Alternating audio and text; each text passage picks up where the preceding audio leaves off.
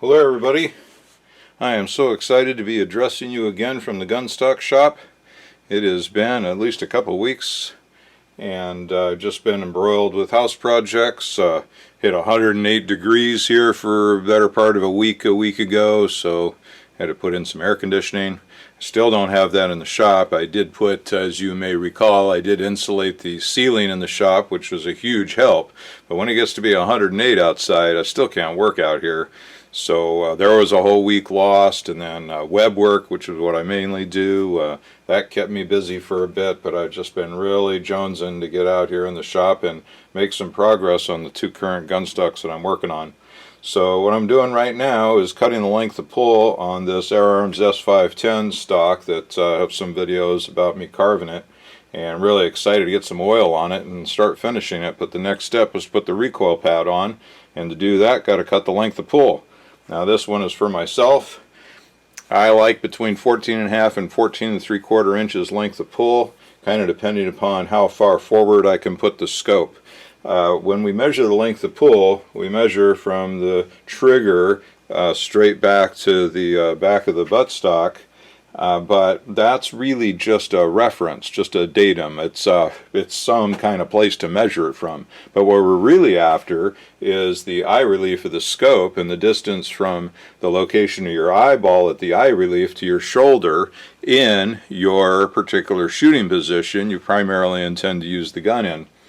And you know, we tell people that a way to judge that is to lay a gun along your forearm with your arm bent at 90 degrees, kind of show that there, and with your finger on the trigger and the pistol grip fully filling your hand, and the back of the recoil pad should just touch your bicep. And you see here with this factory stock, well, maybe you can see, no, it's hard to show, but I got a gap there, even with my bulging bicep. So this just feels too short for me. And then I don't achieve a proper eye relief. With the scope all the way forward, I have to crane my head back a little bit. And of course with this factory stock, the comb is too low and too small, so when my eye is centered on the scope, there's actually no wood in contact with my cheek or chin or anywhere. So that's why the need for a custom stock, if you want it to fit you. Now frankly, I kind of wish that this cheek piece was just a little bit fatter. I might carve another one for myself and build up the master a little bit, but I do have contact with the wood. It's just not like pressing my face into the wood. It's just very light contact in order to be in the scope. That's probably good enough. It's better than the factory stock was. Well, in any case, well, the elbow routine is one way to measure it. In fact, you can do that just with a measuring stick and just crook your finger, touching the trigger as you would like it to be, and I can see, yep, I'm right there at 14.75, 14.5. So I cut this to 14.75 and mounted the action in it, and I held it in the two primary shooting positions that I anticipate using this gun in, and it really felt like 14.75 is going to be a good number for me with this gun. So now I got to cut off another ½ inch of it to accommodate the width of the recoil pad, and it gives me a chance to share with you how I do this. So first off, you see that I've covered this in masking tape and really rubbed it into the wood good. This will help prevent little chips of wood splintering off, which would just mean more sanding. I want a nice clean cut, so I really rubbed it in really good all the way around, and it's two pieces of tape, one on one side, one on the other, because of the crazy angles. You know, you can't just wrap it all the way around.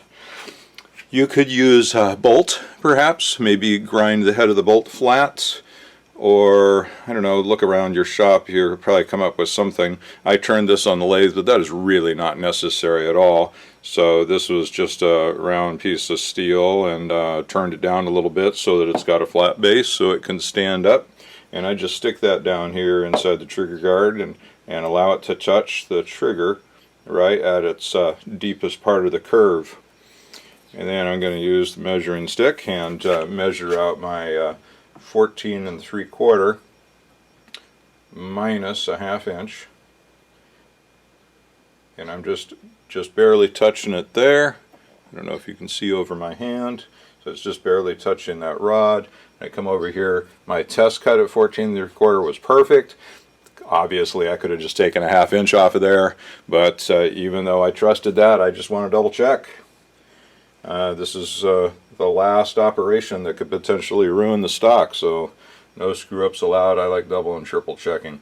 So I'm going to take a 1/2 inch off here, looking at it from the butt, and I'm going to be at 14 1/4.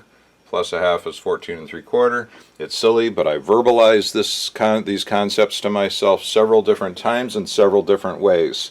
I'm taking a 1/2 inch off the butt, then I'm adding this, I'm taking a 1/2 inch off of this, just to make sure I don't screw up. It seems silly, right? We all went to college. We ought to know this in a minute. But it's funny how the ego can make us think that we're on spot when we're not. It's like the act of shooting itself. One of the things I've learned from competition shooting is you get down in your shooting position, breathing's under control, heart rate's nice and slow. You're watching the heart rate bounce through the scope, thump, thump. I'm going to release the shot in between the heartbeats. The crosshairs are dead on the target. There's absolutely no way that I could miss. But if there's a little tiny subtle voice in the head that says it ain't going to happen, and you say, what? Of course it's going to happen. How could I miss? I'm dead on. But I assure you, it'll be a miss. And I've learned to listen to that little voice when it speaks up. And what I do is I take the gun down and start all over. And then remount the gun, new breath, shooting breaths, watch the heart rate through the scope, and squeeze off that shot by stroking the finger, not jerking the trigger, moving only one muscle in the hand to slowly stroke that finger, allowing follow through to occur both with the finger and with the arms during recoil. And well, I think you all know how that works, but I got a box of ribbons to show that I figured it out. Okay, so there we go. We marked that. I'm going to set that aside. I'm going to take the action out.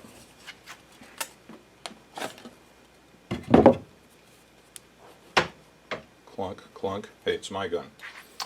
And now I've got a stack of aluminum plates here.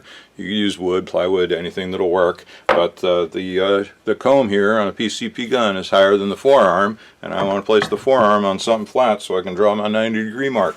So that's what these aluminum sheets are stacked up for.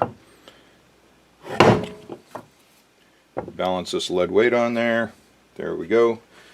And use a 30-60 triangle.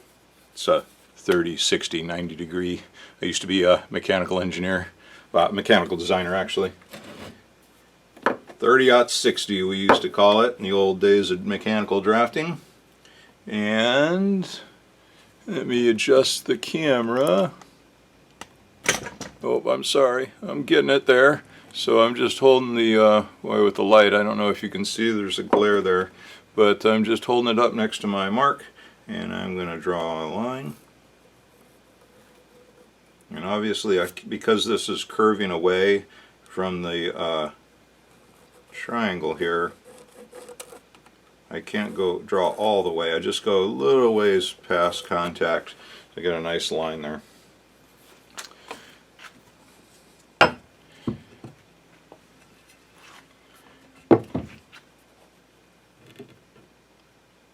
That is a 1/2 inch less than what I got.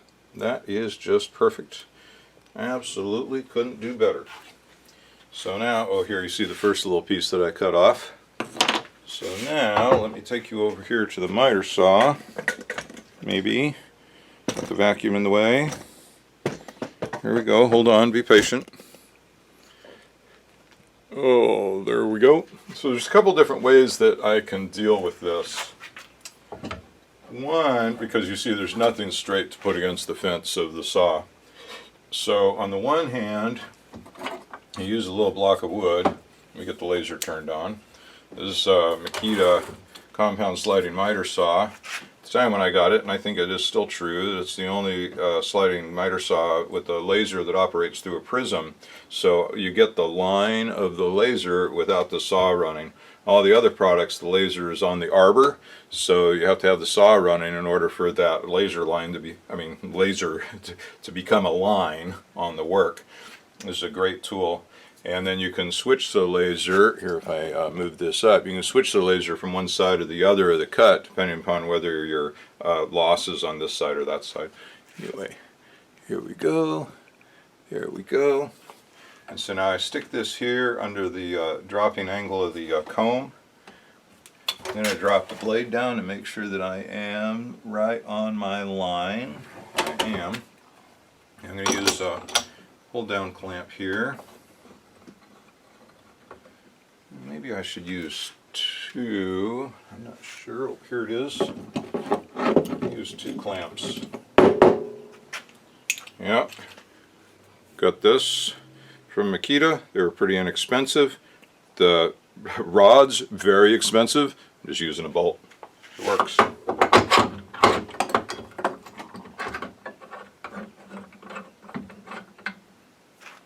So maybe I shouldn't take you with me through this whole agonizing process of jigging and double checking, holding my breath and making a cut. Ooh, that's a nice angled piece. No, it doesn't work there. I will use it here. Yeah, I can do it just like this, I think. That helps. Very nice. Get my block back in here. So another way that I often do this is put a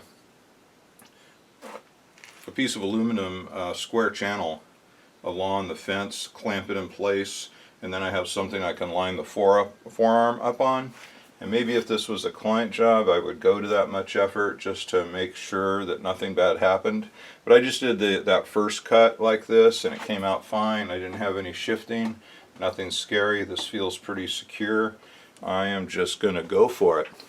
Now the trick here is don't bury the blade in the wood with a lot of power and cause things to move. And the other thing is, and this is silly, nobody's ever going to take the recoil pad off and see it, but if you keep the blade in motion, it won't burn. But if you stop, then you'll get a burn mark. And it really doesn't matter. It's going to be covered up by the recoil pad.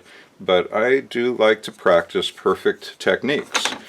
They come in handy down the road for some other purpose. So I am going to attempt to take very light cuts and keep the blade in motion. After I'm all the way through, I'm going to put a little bit of pressure of the arm of the miter saw away from the stock while I wait for the blade to slow down. Another beautiful thing about the Makita tool is it's got a electric brake, so it doesn't take long to stop. Alright, eyes, ears, and nose, everybody.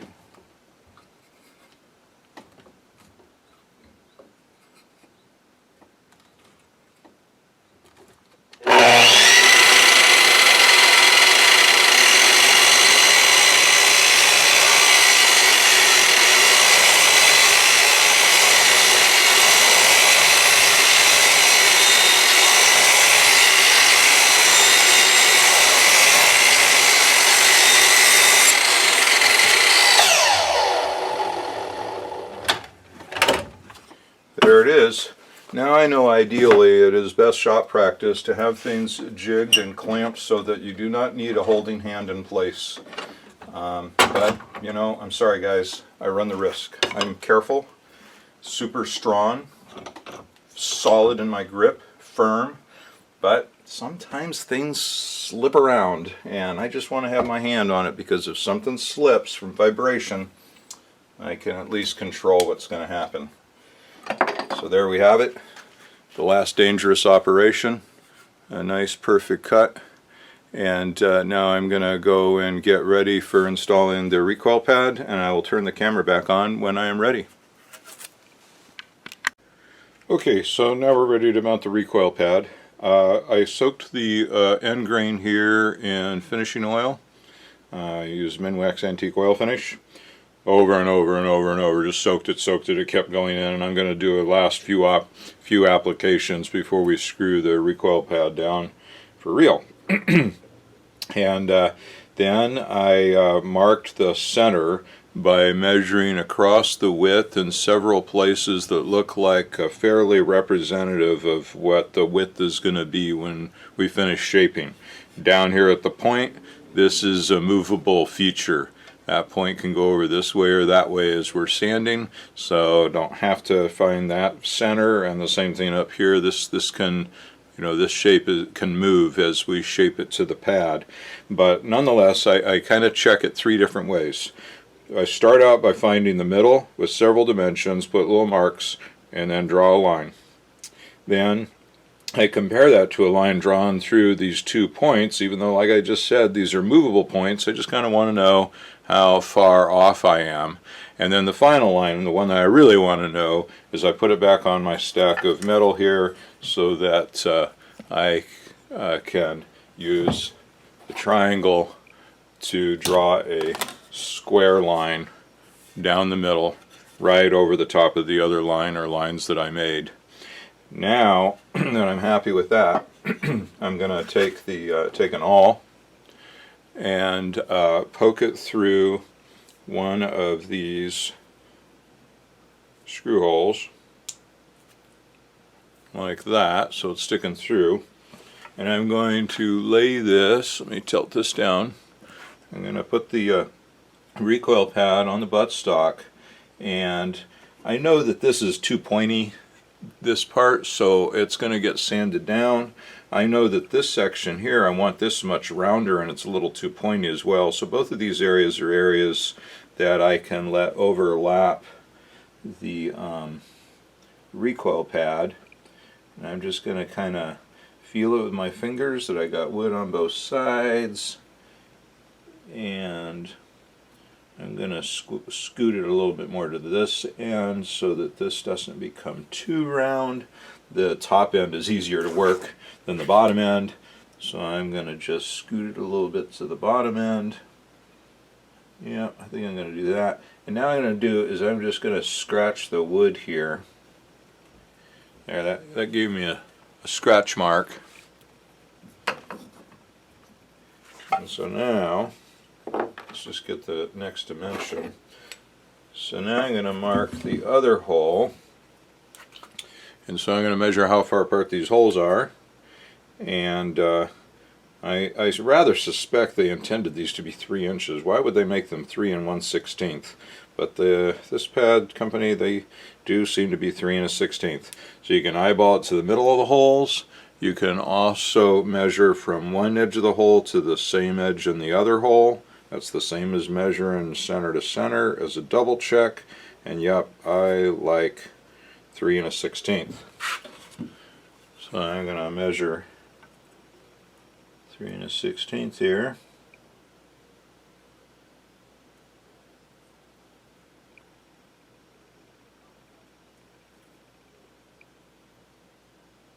Yep. And now I'm going to take the awl and I'm going to poke a starter hole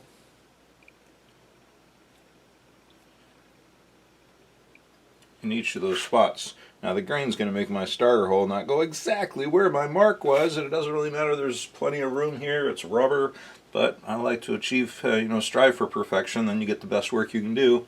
So it came off just a little bit short. I'm going to just manipulate the location of this hole just a tiny bit as it goes in.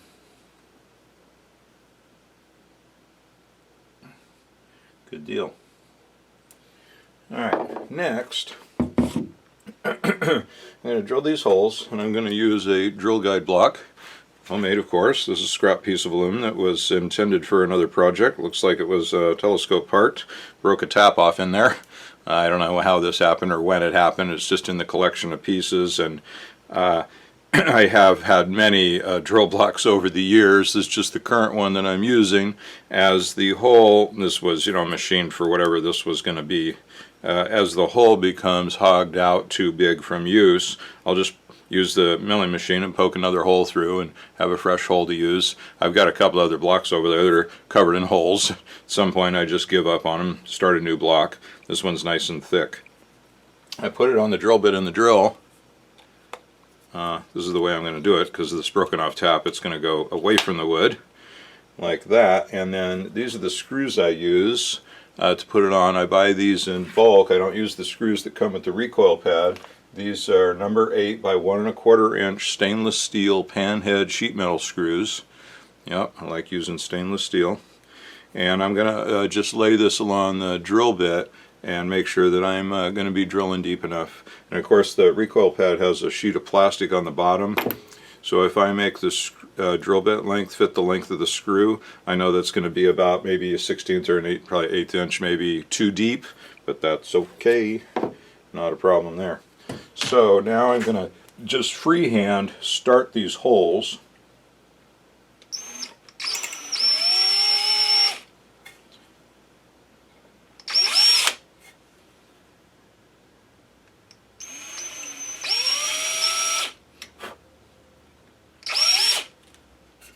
Alrighty, very good. And now I'll put the drill block on, put the drill bit in the hole that I started, get the block flat to the wood, wiggle the drill, feel it, feel your flatness, feel your square, poke it and remove the wood that builds up on the drill bit. The walnut's a little bit sticky. It won't climb very far up the drill bit flute. And then all you do is just overheat the drill bit and you're not really removing wood.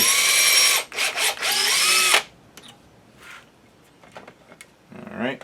And now again, I'm going to put the drill block on the drill bit, put the drill bit in my starter hole, feel for square.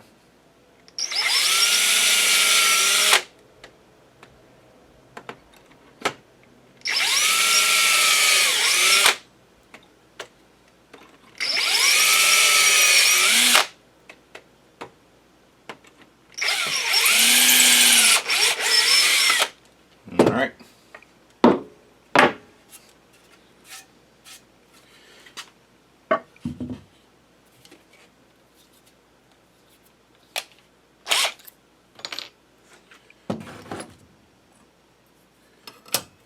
Next is poke these holes through the recoil pad where the screws go. I use Super Lube synthetic grease widely around the shop for all manner of things, including the O-rings on our air guns. And I'm going to lubricate this screw and stick it in the hole like that, and another screw.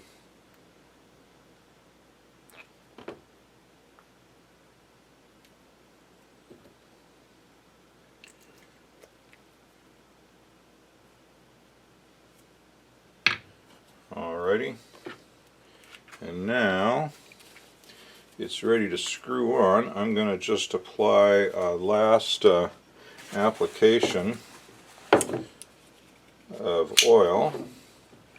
This is a Columbia River knife and tool Crawford Casper. Great knife. I have a couple of them. I want one that's not serrated. I also have it in a desert color, which looks pretty cool.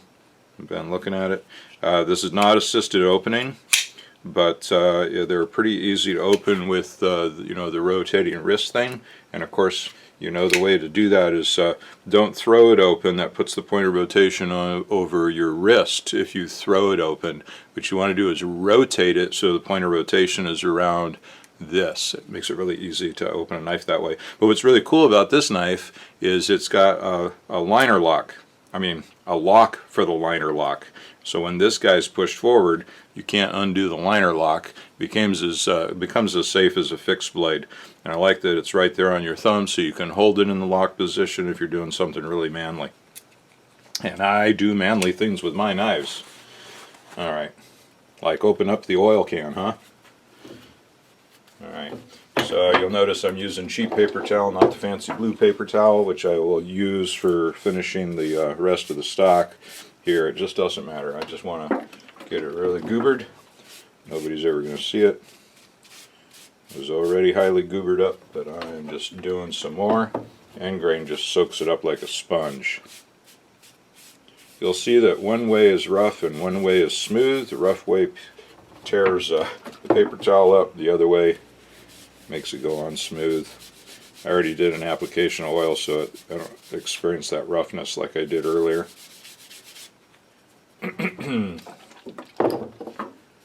Some people use epoxy and epoxy the recoil pad on. Of course, the epoxy is not going to stick to the plastic base of the recoil pad. I prefer to just use the oil that the whole stock is going to be finished with.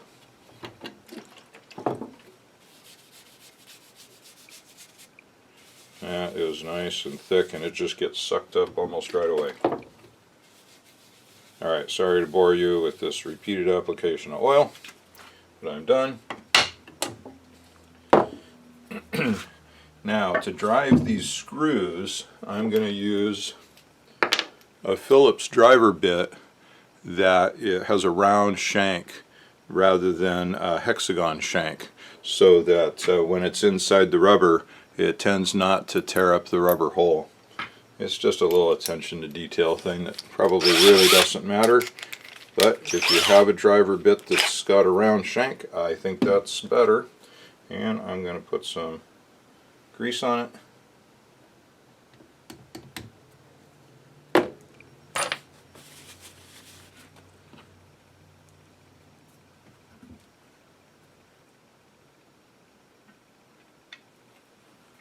Oh, yep, you can see what I'm doing. This doesn't look too hard here, does it?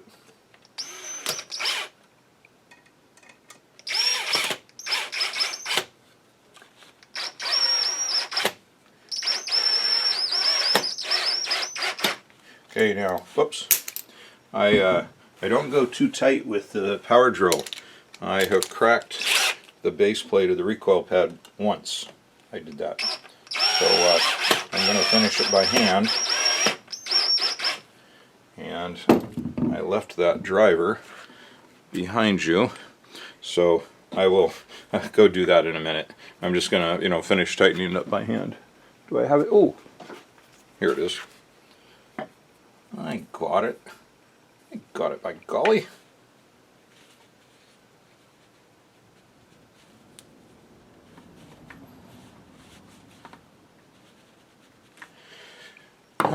Nice thing about these recoil pads I use, they're made by a company for OEM. For $800, I could have them make a mold and put my logo on there, if I had a logo, if I had the $800. Next time I have $800, I need to put an air conditioner in this shop. I need to spend about $500 on the doors for the shop to make some insulated doors to replace the metal doors that are in there. I need $2,000 for a vacuum system for the shop, because this is just crazy doing this gunstock work. I'm already ruining my new shop with dust everywhere. Anyway, the way you can help me, like, share, subscribe my videos. I'm up to 12 whole subscribers now, hoo-hoo, but I need 1,000 before I start making $1, and several thousand, maybe I'd make enough money to start buying some equipment I need. So it'd be a big help. Like, share, subscribe, hit that thumbs up. So hit the subscribe button. It doesn't cost you anything, but it helps me out. And then, when you're watching people's videos who are being monetized, you'll see ads playing first, and then sometimes throughout the video several times. Instead of clicking the skip button, if you click on the ad and then immediately click it away, just do it to help the YouTube creator, because you might make 3 cents to a nickel for everybody that clicks on the ad. So it doesn't take much longer than clicking the skip button to just click on the left side and click on the ad, but that's not going to help me out yet. I got a long ways to go before they monetize me. But yep, if you hit that thumbs up button and subscribe to my channel and share it to other people, that'd be a huge help to, someday get me there. Alright, so next up I'm going to take you over to the belt sander and shape this. And You know, a nice thing about these recoil pads is they have a concave back. This here is concave, so as we shape it, I may have to tighten the screws up again as we get inside of here. You know, the wood right now is touching right at the outside edge, but as we get inside, I'll probably check the tightness of the screws and make sure we stay in contact. That's the beautiful thing about these pads, is it will be an absolutely seamless, perfect fit to the wood all the way around because of that curved shape. And it's that curved shape is why once with the power driver I cracked the pad, because you don't want to get too tight and take that curve out too much and it'll just crack the plastic. Okay guys, I'll see you here in a few minutes over at the belt sander.